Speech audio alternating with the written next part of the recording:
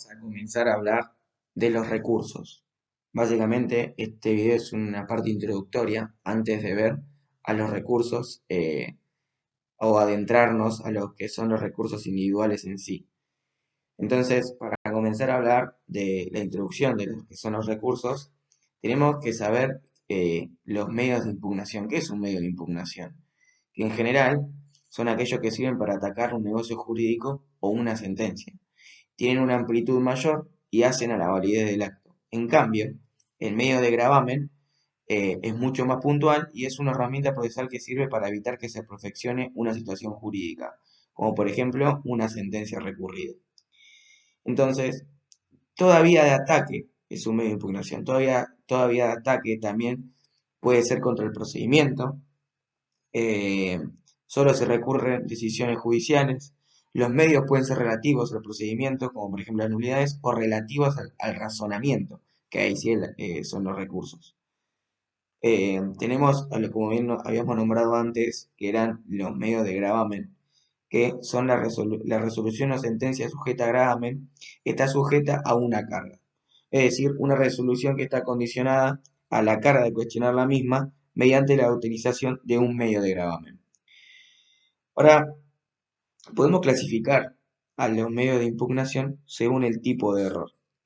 Entonces, se dividen en los referidos a remediar los vicios de la actividad o errores en construcción, improcedendo, y los que tienden a corregir los errores al razonar, al juzgar, que son conocidos como los injudicando. Es decir, tenemos improcedendo y los injudicando. Los improcedendo, como bien dijimos, son los referidos a remediar los vicios de actividad o errores, mientras que los injudicando son a corregir los errores de razonamiento al juzgar, ¿no? Entonces, las vías para remediar los errores de procedimiento son cuatro: incidente, recurso de nulidad, excepción y acción de nulidad. Y los errores de razonamiento, los injudicando, pueden modificarse o corregirse mediante los recursos, los que se dividen en ordinarios, extraordinarios y auxiliares. Eso luego los vamos a ver más adelante en diferentes videos. Así los podemos ver uno por uno. Esto es, como bien dijimos antes, una introducción.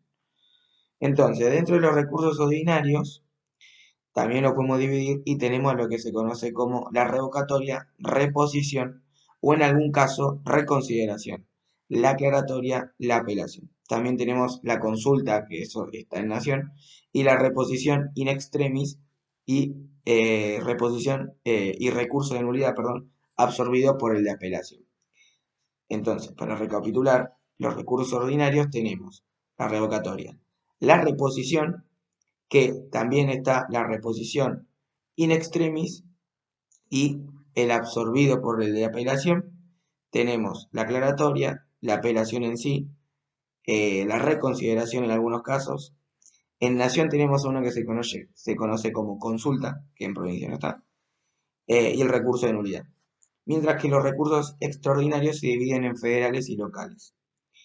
En la provincia de Buenos Aires hay previsto por la Constitución provincial, que son tres recursos, que es el de inaplicabilidad de la ley, el de nulidad extraordinario o a lo que se conoce como extraordinario de nulidad por vicio de sentencias, violación de la mayoría de decisorias, falta de fundamentación legal o violación de la forma de voto individual. Y por último, el de inconstitucionalidad. Es decir, que en provincia tenemos regulados, para recapitular, el de inaplicabilidad de la ley, el de nulidad extraordinario y el de inconstitucionalidad. Luego, en el orden de la Nación, se ha establecido el plenario o el recurso de inaplicabilidad de la ley para uniformar la jurisprudencia dentro de las salas de una misma Cámara. Y por último, como bien nombramos antes, tenemos también, aparte de ordinarios y extraordinarios, tenemos a la clasificación de auxiliares, que son los recursos como por ejemplo de queja, de hecho o directos, por apelaciones ya sean denegadas, sean estas ordinarias o extraordinarias. En fin, para, eh, para saber la clasificación de cada uno de los recursos o qué recursos son ordinarios, extraordinarios, auxiliares, hay que saber la definición de lo que es, por ejemplo, eh, un recurso ordinario. Entonces, los recursos ordinarios son aquellos que se dan normalmente en la tramitación del pleito, que a su vez se dividen en mayores o menores. Los mayores, por ejemplo, es una revocatoria o reposición, que son para providencias de mero trámite, es decir, para providencias simples. Y también tenemos a la aclaratoria y la apelación. Los menores, que son porque están absorbidos por otros recursos, son por ejemplo nulidad, reconsideración ante el juez, que son contra resoluciones del secretario u oficial. Y bueno, y consulta en nación. Luego tenemos los extraordinarios, que son aquellos que se dan solo por cuestiones jurídicas y solo sobre una parcela de ellas, no por cuestiones fácticas. Tenemos el recurso extraordinario federal solo para cuestiones federales, por ejemplo, si hay que devolverle a la provincia de Buenos Aires los fondos de coparticipación. También tenemos la inaplicabilidad de la ley, tanto en nación como en provincia. Esto es el fallo plenario. Y en provincia de Buenos Aires, además, tenemos el recurso extraordinario de nulidad e inconstitucionalidad.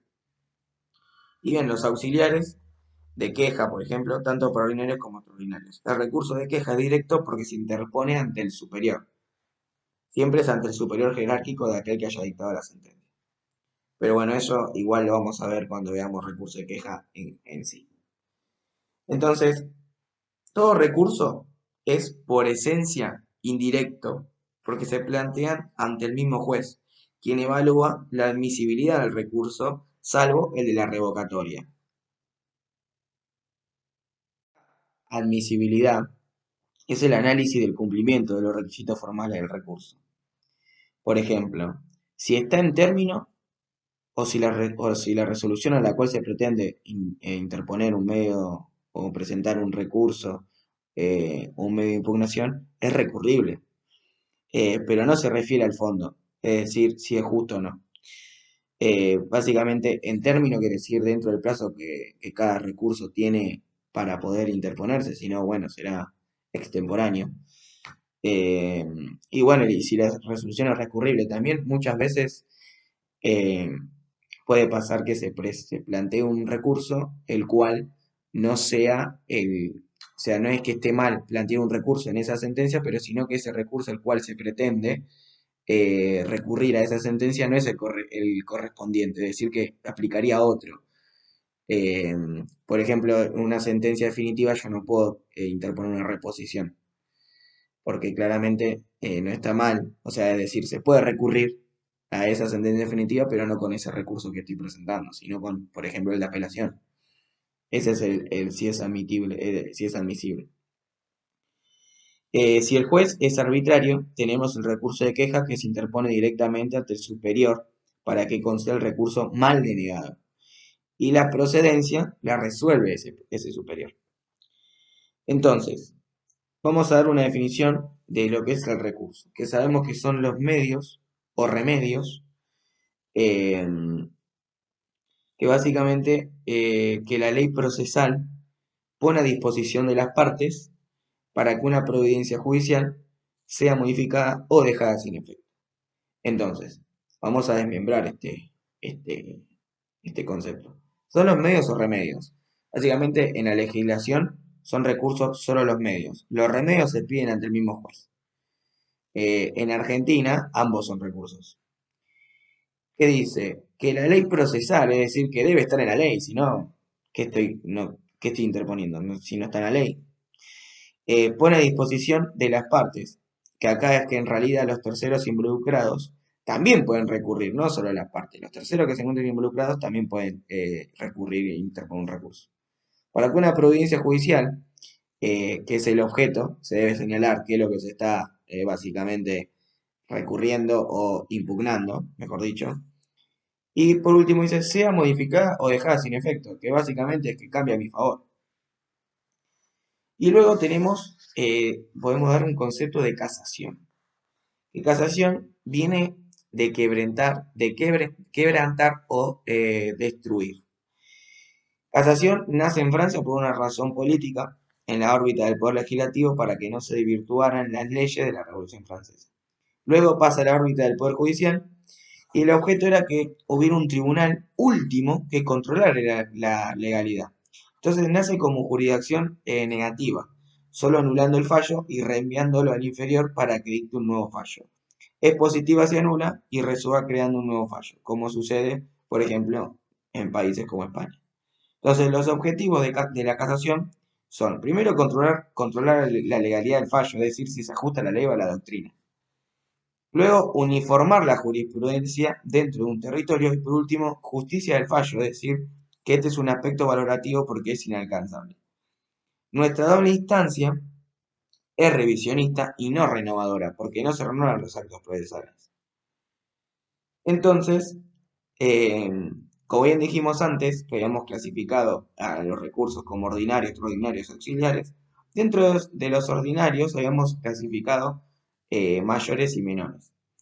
Los recursos ordinarios menores, que habíamos dicho que era la nulidad, la reconsideración y en nación la consulta, podemos decir que la nulidad se refiere a los vicios de la sentencia, que pueden ser por razones formales, que no coincide fecha y hora, por ejemplo, o por la incongruencia o la falta de fundamentación.